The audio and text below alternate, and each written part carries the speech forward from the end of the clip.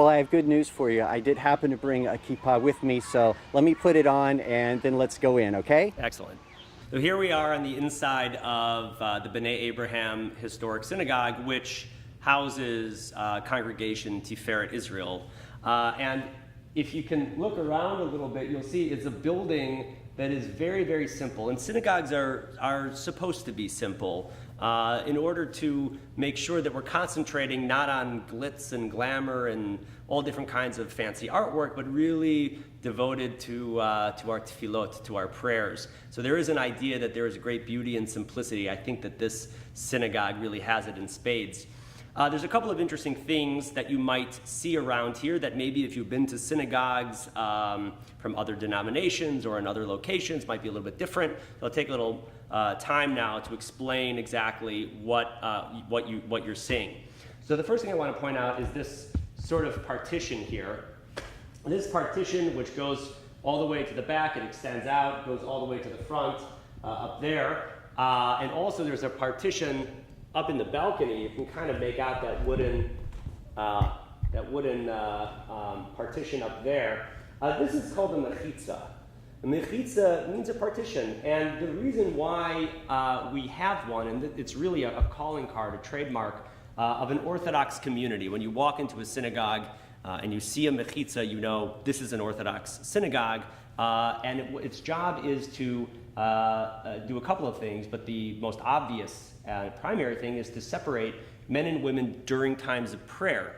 We have a mechitza in a place which is dedicated to a place of prayer, and therefore we have one here separating men and women, and upstairs in the balcony, traditionally called the Ezrat Nashim, which is the women's gallery, although we've put a mechitza up there so men can sit on the right side and women on the left side, and then down here, men, I'm sorry, I'm looking at it the wrong way, men on the left side and women on the right side, so it's consistent that way. So just a question about that. This synagogue is facing east, so the men sit on the north, the women sit on the south. Is it customary to do north and south, or is it just every congregation is different? Every congregation is different. For us, it was a matter of what people wanted. There we have more access to the outside, and it was decided that by the women of the congregation that was the side that they preferred. So that was the side that we agreed would be for the women, this side for the men. Now the reason why we have this, and the reason why we have all of this, is because the synagogues of today are called a mikdash ma'at, which means they're temples in miniature. Now sometimes people use the term temple and synagogue like they're synonyms, and they're not. For Orthodox Jews, there's one temple, and it existed in Jerusalem. It was destroyed in 586 BCE by the Babylonians. Then again, it was built and destroyed by the Romans in 70 CE, and we are praying that it should be rebuilt speedily in our days, and that is the temple. That is the Beit HaMikdash. I'm sorry, mate, just a quick question. So are you saying that the Reformed synagogues are often named beginning with the word temple? Right. So are you saying that that's coming from a different belief set about the temple? Yes. In the early days of the German Jewish Reformation, there was a temple called the Hamburg Temple, and the idea behind calling their places of worship temples was that one of the platforms of the Reform movement became that they didn't want to return to Eretz Israel, that they didn't want to rebuild the temple, that they believed that where they were, that was their home, if it was Germany or England or France, whatever. And you see that reflected in the liturgy as well, and that's why they call them temples. So it's a very conscious nomenclature. Now, Orthodox synagogues, and I think conservative synagogues as well, haven't adopted that. There still is the messianic belief in the return to the land of Israel and the rebuilding of the temple.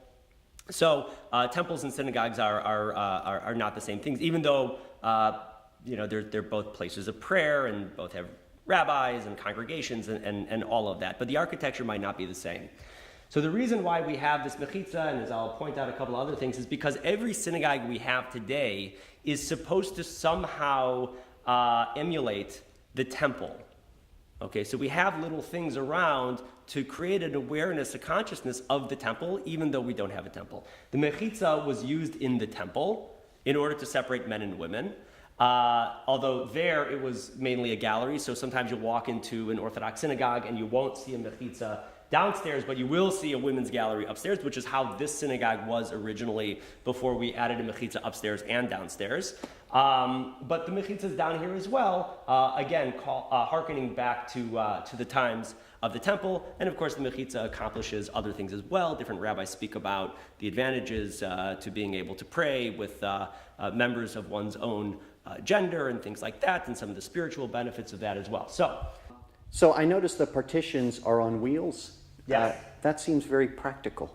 It is very practical, and the reason why they're on wheels is because this space is used for many things, not just our prayer services and our learning opportunities and our get-togethers, but it's also a space for the entire Jewish community of Austin.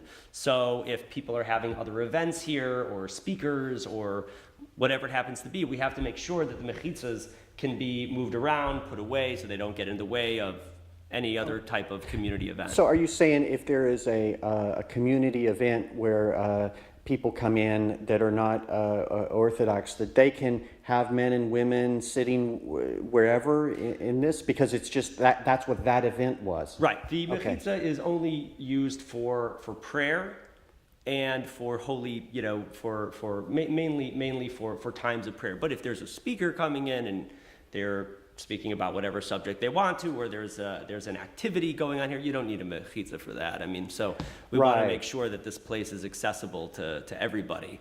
But when we come in to pray, we put the mechitzas up. But for example, when I teach, when we learn together in one of my classes, we take the mechitzas away, we extend the tables and make sure that everybody can sit around the tables together and learn. So we don't need the mechitzas up all the time.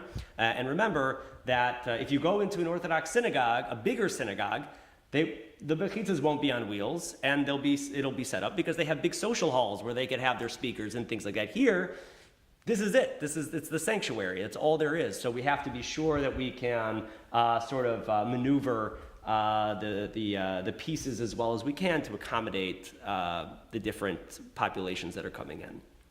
So I heard you mention the word sanctuary just now. And indeed, when we walked in, we saw that there was a sign over the entrance that said the Leon and Mimi Tobin Sanctuary. Mm-hmm. Now, that is a word that is also used in the Christian tradition. Yeah. So how do you mean that word sanctuary when it comes to this space right here? Well, as I said, every synagogue is referred to as a mikdash ma'at. The word mikdash means sanctuary. It comes from the word kadosh. To sanctify something is to make something separate from all other things. The word kadosh, we say the word holy, but what that really means is to make separate from all things. So like I said before, this whole space is really meant to emulate the mikdash, the holy temple. And in fact, the word for temple in Hebrew is Beit HaMikdash. Okay, so that's what this space is about. But yes, there are in Christian usages and in other Jewish usages, the word sanctuary has a certain connotation. Okay, well, this area here is a raised platform called a bima. Bima is just a raised platform. And something that you might notice that if you've been to other synagogues that are not Orthodox, you might say to yourself, well, I've seen the bima up front where the Torah is. I've never seen a bima just right smack in the middle of a sanctuary. And the reason why, going back to what we said of a mikdash ma'at, is this represents the mizbeach, the altar that was in the courtyard, which was raised, where the sacrifices would be brought. And with the destruction of our temple, there was really a push to understand that from now on, our prayers would serve as our sacrifices. So it's from this altar that we offer God the sacrifices of our lips, our prayers, and the prayer leader ascends here. This is where we read the Torah, and here we could see, 3 chairs that are designed for the readers and the gabayim, the people that check to make sure that the Torah reader is not making mistakes. If somebody's speaking or whatever, this is where they go and sit down. We see that the mechitza goes through this area here as well. Oh, yeah. So that's what this is. And traditionally, they were like this up until really the Reformation, the Jewish Reformation, when there was a push to make the synagogues look more like Protestant churches, where the altar was all in the front and people were sitting facing forward. Now, this area over here is what houses the Torah. This is called the Aron Kodesh, the Holy Ark, and obviously the obvious connection with the temple is clear. Here we have what's called the Parochet, where the curtain, just as the Holy of Holies, was separated with a curtain, and behind it was the Ark of the Covenant. Behind this, here, of course, we have our Torahs, two beautiful Torahs, and above we find this light, the eternal light, which is called the Ner Tamid. There's different reasons why we have a Ner Tamid. One is because it really represents the incense altar, which was continuously burning in front of the ark, and it never went out. And for that reason, we have a Ner, which means light, and Tamid means eternal light.